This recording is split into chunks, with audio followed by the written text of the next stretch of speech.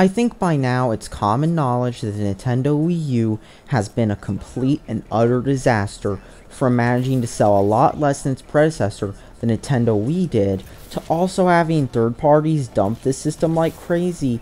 And let's not forget how with the Nintendo Wii U, it has that whole gimmicky tablet controller which has not caught on with gamers, because after all, let's be honest here, gimmicky controllers are dead. So is it any surprise that when Shigeru Miyamoto was interviewed by NPR, an American public radio network, he was asked about the Wii U and why it was selling much worse than Nintendo Wii, and he actually gave his response on why he thinks it sold poorly. Now, let's break this interview down to the relevant sections. Now, let's get to the first question that has to do with this video's topic that he was asked by the interviewer. Now, the first question was, one of the things about Nintendo that's always been interesting is you've never tried to make a more powerful console with better graphics and all the stuff that the Xbox has done. Now, this question's actually a little bit misleading, especially when you consider Nintendo's position in the 90s, especially their whole relationship with SGI, a company whose whole thing was providing companies cutting-edge graphics hardware. But anyways, here's his response to this question. Now, he told the interviewer that Nintendo wants to make some innovative technology and trying to make it affordable, while at the same time, instead of trying to go after the high-end spec race and trying to make the most powerful console, Nintendo wants to find a console that has the best balance of features with the best interface that anyone can use. Now, this is actually quite hilarious, especially when you see people inside Nintendo and outside Nintendo especially talk about how Nintendo isn't about console power. Well, gee, where were they back in the mid-90s when they were having this whole partnership with not only Silicon Graphics, but also Argonaut Software, who developed the Super FX chip, and later took that chip and made it its own chip and made a ton of money, selling it as an embedded RISC core for other applications besides just video game usage. And let's not forget the Super Nintendo, which was able to produce cutting-edge graphics for its time. And of course, let's not forget the whole Nintendo GameCube, which was designed to be both powerful and cheap and easy to manufacture. But honestly, I think Nintendo has forgotten that principle of powerful but cheap hardware, because look at the Nintendo 3DS and the Wii U, which not only sold for a ton of money, but also had very underpowered hardware. And in fact, Nintendo was actually losing money on the 3DS once they did the initial price drop, until later on after prices dropped to make the raw components. So the next question or two later, Miyamoto gets asked about why the Wii U is selling so poorly, and he says that he doesn't think it's just price, but he says that the people who are buying this system or are in the store shopping for it just don't understand the Wii U. But he also thinks that they had a system that was very unique, which is actually funny because the Wii U got announced 1 year after the original Apple iPad came out. Now, I mean, that's such an original game system idea, am I right? Do not steal, people. Shout out to my friend on DeviantArt.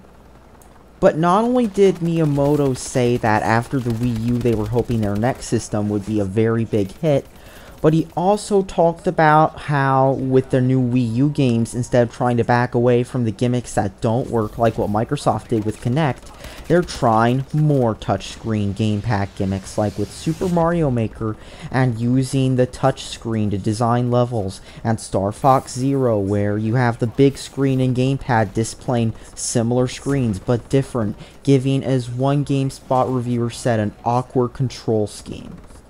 But yet at the same time, in the 90s, Nintendo was known for different things. For example, in the 90s, they were not only known for being technically advanced, especially in the Super Nintendo era, and especially with the whole Silicon Graphics partnership, but they were also known for having all the big games, from the arcade ports to original games to role-playing games, and they were also known for having big franchises such as Mario, Zelda, and Pokemon. And of course, another thing Nintendo was known for was having games that were easy enough to pick up and play, but took some skill to master, to the point where they had their whole Nintendo World Championships with the kids and stuff playing it, and they even had their own movie which they funded. And let's not forget when Nintendo was being featured in gangsta rap videos, and when Nintendo was being sampled in experimental music from the early 90s. No, I'm not talking about MC Chiptune 420 with FL Studio. I'm talking about people like Mike Patton sampling Nintendo music.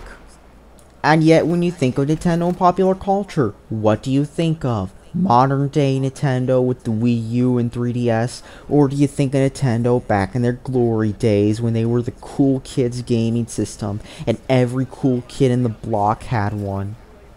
But now, all the cool kids don't play Nintendo systems. Instead, they play Xbox and Sony consoles instead of Nintendo consoles, because nobody wants to play the Wii U. And it also doesn't help when many of the big games like the Call of Duties, the Battlefields, the Maddens, the Grand Theft Autos, and more keep skipping the Wii U, because they're not on the Wii U, but they are on the Xbox, they are on the PlayStation, and they're even on the old 360 and PS3. I mean, Grand Theft Auto 5, Call of Duty Advanced Warfare, and the newest Madden are on the 360 and the PS3.